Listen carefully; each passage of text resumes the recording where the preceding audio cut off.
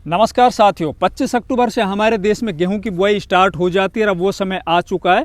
तो दोस्तों आज इस वीडियो के अंदर अपन बात करेंगे सन 2024 में वो कौन सी 5 टॉप मोस्ट वेराइटियां जिनका उत्पादन पिछले कई सालों में सबसे ज़्यादा निकला था, जिसको अपन आंख मीच के किसी भी खेत में लगा दें तो उत्पादन के मामले में वो सर्वोपरि सिरमौर रहेगी।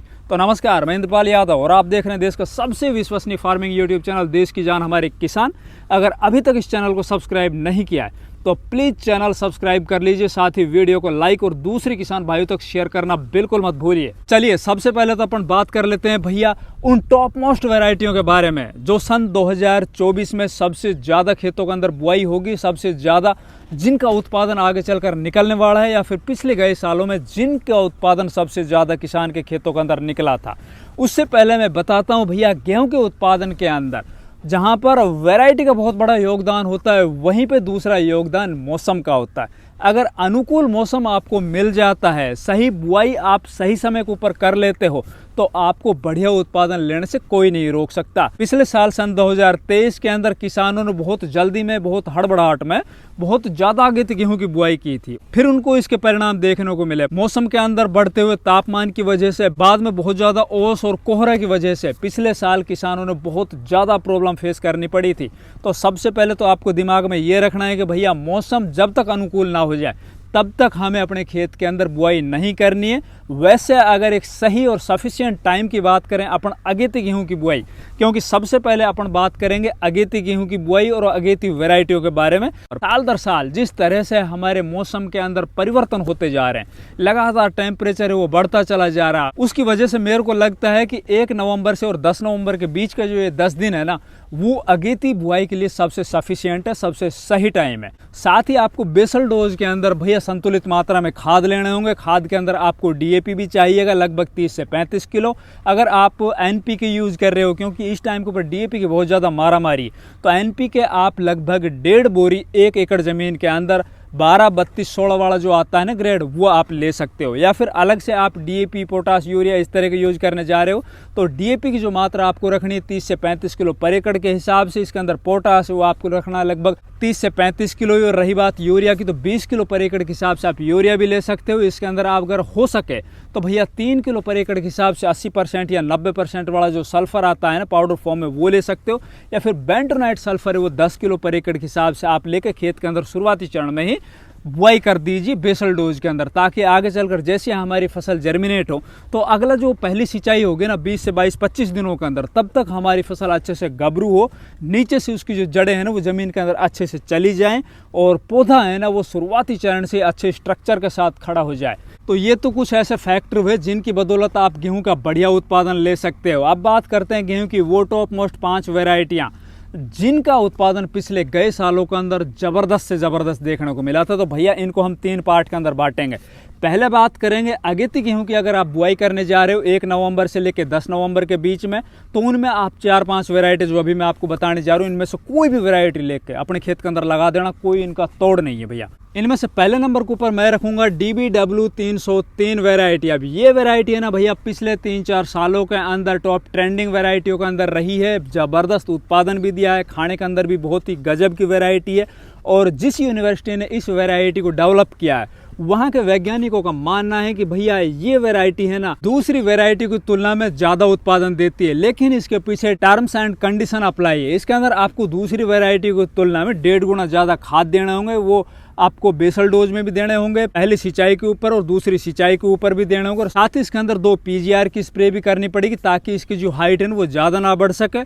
और एक स्प्रे इसके अंदर आपको PGR में मिला के कर दीजिए, अलग से कर दीजिए। एक फंजीसाइड की टेबुकोनाजोल की भी करनी पड़ेगी, तब जाकर इसका जो उत्पादन है वो अधिकतम लिया जा सकता है। वैसे ये वैरायटी जिन भी किसान भाइयों ने लगाई, बढ़िया वैरायटी है, गजब की वैरायटी है, इसको आप आंख मीच के लगा सकते हो। इससे अगली जो वैरायटी है जो अब की बार और पिछले साल के अंदर बहुत ज़्यादा ट्रेंडिंग में थी, वो वैरायटी है WH 1270। अब 1270 वैरायटी के बारे में बताते हैं कि भैया इसका उत्पादन बहुत ज़बरदस्त निकलता है। विशेषकर वो किसान जो धान की खेती करते हैं, धान के खेत खाली हो चुके हैं, जिनकी ज़मीन बहुत ज़्यादा फर्टाइल है, बहुत तगड़ी ज़मीन है, उन किसानों के लिए ये वैरायटी ठीक है। बाकी मैंने जहाँ तक देखा है इस वैरायटी को अपने एरिया के अंदर, कुछ 2-4 किसानों ने भेड़ चाल देख के और इस वैरायटी को हिसार साइड से मंगा के अपने खेतों के अंदर लगाया।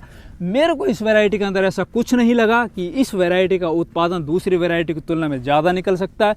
हो सकता है एरिया के हिसाब से इस वैरायटी का उत्पादन वहाँ पर जहाँ पर बहुत ज़बरदस्त बहुत तगड़ी ज़मीनें होती हैं, चिकनी मिट्टी होती है, वहाँ पे इसका उत्पादन ज़्यादा हो। बाकी जहाँ तक भी इसके पूरे आंकड़े अब की बार निकल के आएंगे, तो अभी इस वैरायटी के बारे में मैं तो खुल के कुछ नहीं बोल सकता। बाकी हाँ, ये ज़रूर है अब की बार और पिछले साल भी ये वैरायटी टॉप ट्रेंडिंग नंबर 1 रही थी। बहुत ज़्यादा किसानों की डिमांड थी इस वैरायटी की तरफ, तो इस वैरायटी को आप देख सकते हो, किसी एक खेत के अंदर लगा सकते हो। इससे अगली जो वैरायटी है भैया वो है श्रीराम कंपनी की 303 वैरायटी। गजब की वैरायटी है। जहाँ तक मैंने अपने खेतों की बात बताऊँ, मेरे आसपास के खेतों की बात बताऊँ, गजब का उत्पादन निकला है। बहुत ही हाई यील्ड पोटेंशियल वैरायटी है। इसको भी आप आँख मीच के अपने खेत के अंदर लगा सकते हो। इनके अंदर यही है, आपको सीड रेट है वो सही रखना होगा। ऐसा नहीं कि भैया बहुत ज़्यादा सीड रेट रख के और फिर इनकी बुआई करो। और बहुत कम ये वैरायटी है जमीन के अंदर आड़ी गिरती है। बाकी श्रीराम की पहले 272 वैरायटी थी, बहुत ज़बरदस्त इसकी डिमांड हुआ करती थी, तो 272 वैरायटी को रिप्लेस किया 303 वैरायटी ने। इस वैरायटी को आप अपने खेतों के अंदर लगा सकते हो, कोई दिक्कत नहीं है। हम भी अपने खेतों में इस वैरायटी को लगाएंगे। अगली जो वैरायटी श्रीराम कंपनी की 272 वैरायटी, इसको भी आप अगेते के अंदर लगा सकते हो। बहुत ही गजब वैरायटी है। इसी टाइम पर यह वैरायटी श्रीराम कंपनी की सिरमौर हुआ करती थी।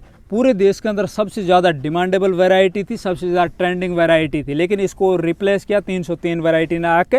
बाकी इस वैरायटी के अंदर आज भी किसान इसके ऊपर आंख मीच के विश्वास करते हैं, इसको भी आप लगा सकते हो। तो ये तो हुए कुछ भाई अगेती वैरायटियाँ। अब बात करते हैं ऐसी वैरायटी के बारे में जिनको आप थोड़ा अगेता भी लगा सकते हो और मध्यावधि में भी लगा सकते हो। मतलब आप 5 नवंबर से लेकर और 20 नवंबर के बीच में लगा दीजिए, कोई दिक्कत नहीं है। उनमें पहले नंबर के ऊपर रखेंगे सदाबहार वैरायटी HD 2967। HD 2967 का आज भी कोई तोड़ नहीं है। किसान आज भी इसके ऊपर आंख मीच के विश्वास करता है। भैया अगर आप 10 एकड़ के अंदर गेहूं की बुआई करने जा रहे हो तो आज भी 2 एकड़ जमीन में आप HD 2967 की जरूर बुआई करोगे। ये variety high yield potential variety है, इसके अंदर कोई शक नहीं है। इस वैरायटी को आप आंख मीच के लगा सकते हो। बहुत ही जांची परखी वैरायटी है। इसके अंदर ऐसा भी नहीं कि आपको 1.5 गुना 2 गुना खाद देने होंगे, PGR की स्प्रे करना होगा, कोई स्पेशल इसके अंदर एफर्ट डालने होगा, ऐसा कुछ नहीं है। इस वैरायटी को आप लगा सकते हो, अगेती में भी लगा सकते हो, मध्यावधि में भी लगा सकते हो, और बहुत सी जगह पर मैंने देखा भैया किसान पछेते में भी लगाते हैं, तब भी इसका उत्पादन ठीक ठाक मिल जाता है। इससे अगली जो वैरायटी है वो भी पूरे देश के अंदर टॉप ट्रेंडिंग वैरायटी है, किसानों की आज भी पसंदीदा वैरायटी है, वो है HD 3086। अब HD 3086 का भी कोई तोड़ नहीं है। इसको भी किसान भैया आंख मीच के अपने खेतों के अंदर लगाते हैं। जबरदस्त उत्पादन भी देती है, जबरदस्त किसानों की पसंद भी है। किसान बगैर सोचे समझे इस वैरायटी के ऊपर गेम खेल जाते हैं, अपने खेतों में लगा देते हैं। और ये वैरायटी इसीलिए किसानों की पसंदीदा वैरायटी है कि इसके अंदर बहुत ज़्यादा उत्पादन देने की क्षमता है। विपरीत परिस्थितियों के बावजूद भी ये वैरायटी बहुत अच्छा उत्पादन देता है। इसे भी आप अपने खेतों में लगा सकते हो। इससे अगली जो वैरायटी है जिसको मैं पिछले 2 सालों से लगातार लगाता आ रहा हूँ, अगेते में भी लगा सकते हो आप, 20 में भी लगा सकते हो। मतलब 1 नवंबर से लेकर और 20 नवंबर के बीच में आप लगा दीजिए, बहुत शानदार इसका उत्पादन मिलेगा। बहुत शानदार ये वैरायटी है, ना ही नीचे गिरती है और किसी तरह कोई दिक्कत नहीं। वो वैरायटी अजीत 349।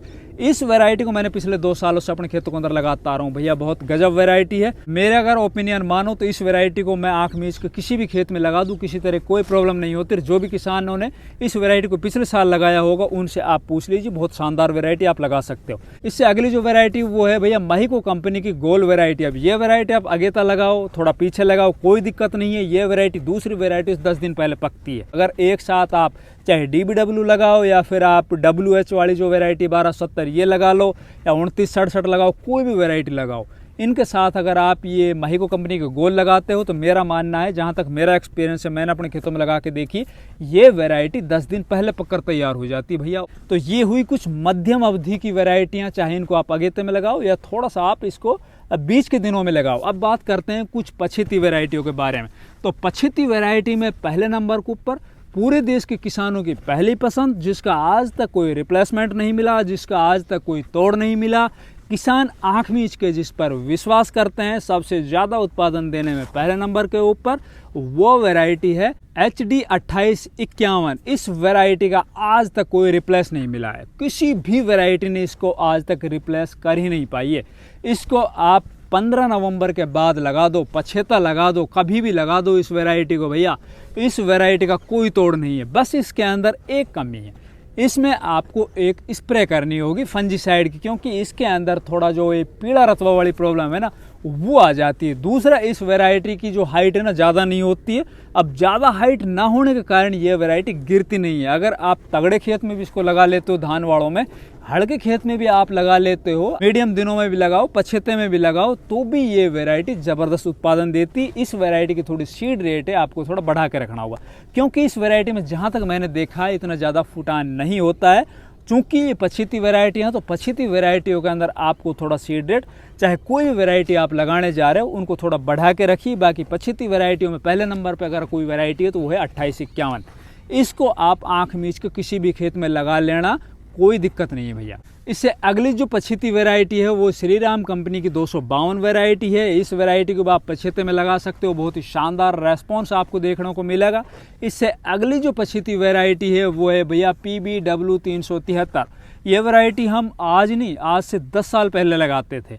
पछेते के अंदर दबा के पछेता लगाया मैंने, दिसंबर में भी इसको लगा के देखा है, बहुत बढ़िया वैरायटी है। खाने के अंदर भी ये गेहूँ ना बहुत शानदार है, एकदम वाइट रोटी बनती है इनकी, और गिरती भी बहुत कम है ये वैरायटी। ज़्यादा इतनी हाइट नहीं लेती, हाइट ले भी लेती तो भी पौधा इसका मजबूत होता है। हाई यील्ड पोटेंशियल वैरायटी पछेती के अंदर, इसको भी आप लगा सकते हो। इसके अलावा अगर आप छोटी वैरायटी लगाना चाह रहे हो, यार हमारे खेत तो बहुत तगड़े हैं, आगे गिर ना जाए ये प्रॉब्लम है, उसके लिए आप 711 वैरायटी आती है ना, उसको आप लगा लीजिए। इस वैरायटी को भी हमारे देश में बहुत ज़्यादा विश्वास के साथ किसान लगाते हैं, इसके ऊपर आँख मीच के विश्वास करते हैं। हम खुद भी अपने खेतों के अंदर लगाते हैं, जिनके जब हमारे खेत थोड़ा लेट खाली होते हैं तो दिसंबर तक भी हमने ये वैरायटी लगा के देखी है। इस वैरायटी का भी आज तक कोई तोड़ नहीं है, कोई शानी नहीं है।